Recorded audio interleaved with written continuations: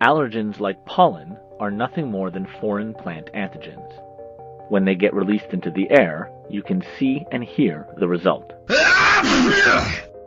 When allergens first encounter nasal tissue, sneezing is triggered.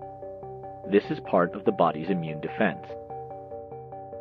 Pollen allergens then encounter the plasma cells in the nose, which respond by producing antibodies.